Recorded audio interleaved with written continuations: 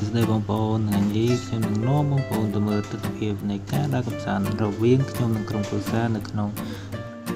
ក្រុងកំពតដែលមានទស្សនីយភាពជាច្រើនដូចជានៅលើភ្នំThe Hop Cafe នៅផ្លូវរថភ្លើងចែវទូក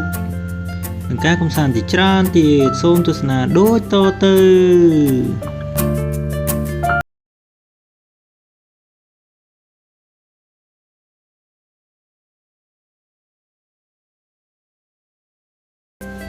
ហើយនេះគឺជាថ្ងៃទី1ដែលយើងធ្វើដំណើរទៅកម្សាន្តនៅលើផ្លូវរថភ្លើងហើយបន្ត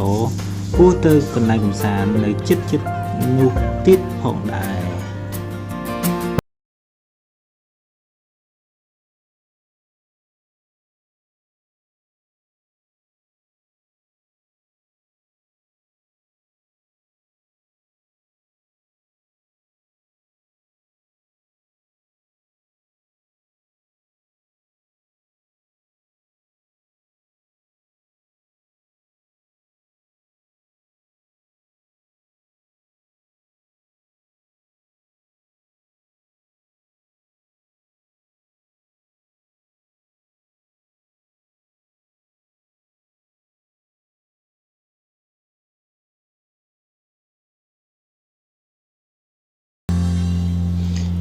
កន្លែងនេះយើងដល់ផ្លូវបំបែកទៅលេងផ្លូវរទេះភ្លើងគឺឡើងស្ពានកន្លែងនេះទេសភាពពិតជាស្អាតយើងមើលពីលើស្ពានស្អាតណាស់នៅតាមដងព្រែកខេត្តកំពត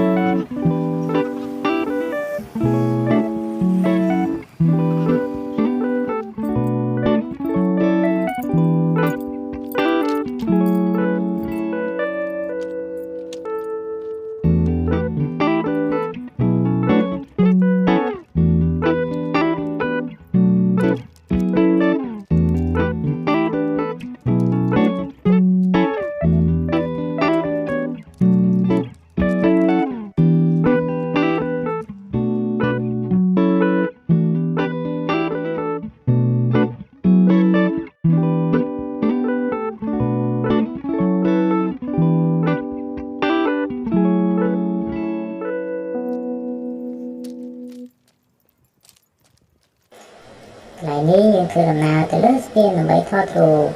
ឥឡូវអត់មានអ្នកណាថតអត់ទេមានតែពឹងគេថតឲ្យទេអើយ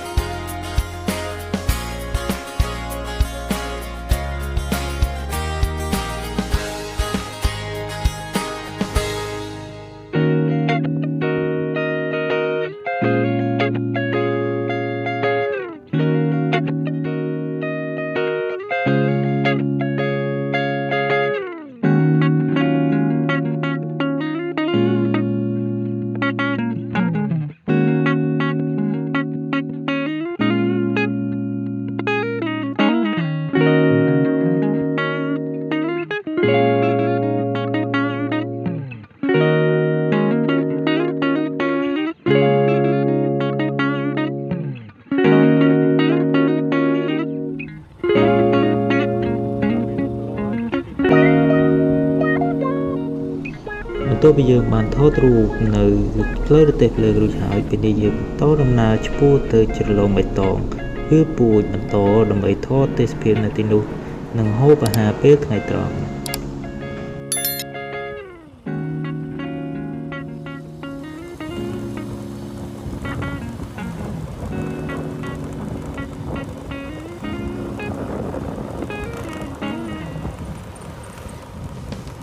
បន្ទាប់ពីយើងថតរូបនៅលើស្ពានរួចហើយនៅពេលនេះយើងកំពុងតែធ្វើដំណើរឆ្ពោះទៅជ្រលងបៃតងវាលពូជបន្តទៀតដើម្បីទៅថតរូបនិងទស្សនាទឹកជ្រោះដ៏ស្រស់ស្អាតផងដែរ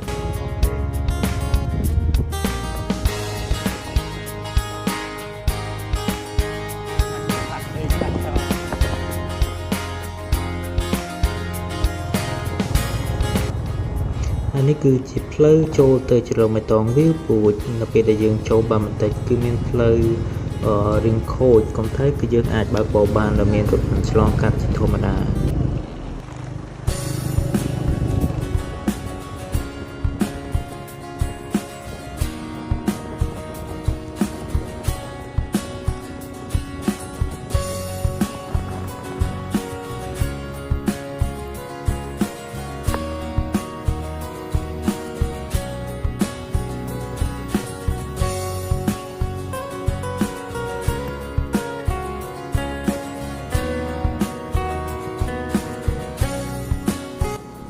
បន្ទាប់ពីយើងធ្វើដំណើរឆ្លងកាត់ផ្លូវកៅស៊ូបន្តិចពេលនោះយើងនឹងដល់ផ្លូវក្រាលគ្រូក្រហមបាទហើយផ្លូវនេះនឹងបន្តរហូតទៅដល់ជ្រលងវាលពូជតែម្ដងបាទសូមអញ្ជើញទស្សនានៅផ្លូវចូលជ្រលងបៃតងវាលពូជទាំងអស់គ្នា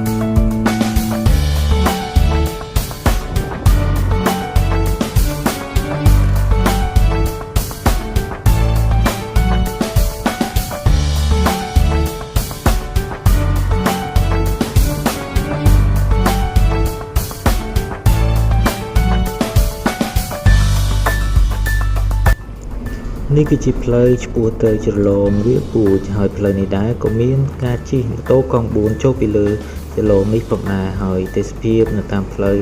គឺពិតជាស្រស់ស្អាតប៉ុន្តែទោះតែផ្លូវមានលក្ខណៈខុសខ្លះដោយសារតែនៅជាប់ជើងភ្នំហើយនឹងមានស្នាមទឹកច្រោះអញ្ចឹងអាចធ្វើឲ្យផ្លូវខូចហើយក៏តែវាមិនទៅជា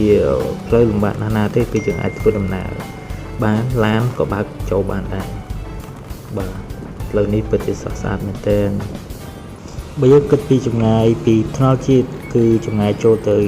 ជ្រលងបៃតងប្រហែលជាមានចម្ងាយ7ទៅ8គីឡូប៉ុណ្ណោះហើយយើងធ្វើដំណើរដោយប្រកាន់ស្ដាំរហូតតាមខ្លងទ្វារវត្តវាលពូជបីឆ្ពោះទៅកន្លែងជ្រលងបៃតងវាលពូជមើលទឹកជ្រោះស្អាតពេលនេះយើងបានមកដល់ជ្រលងបៃតងវាលពូជហើយក៏ប៉ុន្តែខ្ញុំចង់រំលឹកអ្នកទាំងអស់គ្នាបន្តិចថាមុននឹងខ្ញុំមកដល់គឺពួកយើងវែងផ្លូវបាទទោះតែយើងឆាតទៅសួរខាងរីសតគាត់ផ្ដល់ទីតាំងឲ្យខាងយើងបានខាងយើង រកផ្លូវឃើញ អញ្ចឹងខ្ញុំសូមបង្ហាញវីដេអូដែលខ្ញុំវែងផ្លូវពីអ្នកគ្រួសាររបស់ខ្ញុំបាទ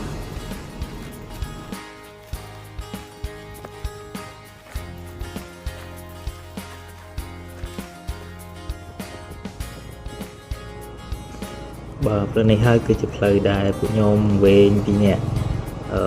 គ្រួសាររបស់ខ្ញុំមិនមែនវែងទេគឺយើងទៅតាម Google Map ដែលវាបង្ហាញថាវាចូលតាមផ្លូវហ្នឹងក៏ប៉ុន្តែយើងចេះតែចូលទៅក៏ប៉ុន្តែយើងក៏វែងផ្លូវ យើងក៏បានចេញទៅវិញបាទប៉ុន្តែផ្លូវនេះគឺជាផ្លូវរបស់អ្នកភូមិគាត់ចូលទៅចំការរបស់គាត់ណាហើយអញ្ចឹងយើងឃើញផ្លូវតំណងដែរអញ្ចឹងយើងចូលតែមានអីចូលទៅចការទុរេនគេ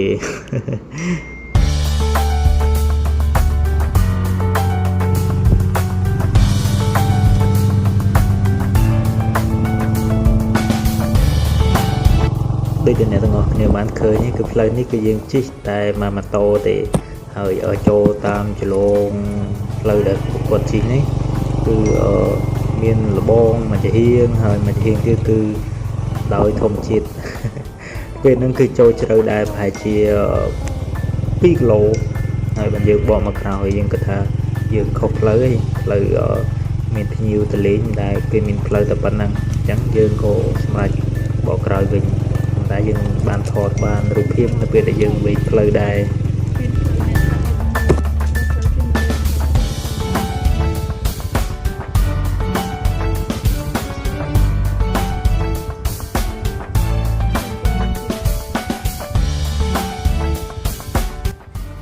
ចឹងវីដេអូវែងផ្លូវបានបញ្ចប់ហើយឥឡូវយើងចូលមកទស្សនានៅជ្រលងវាលពូជទាំងអស់គ្នា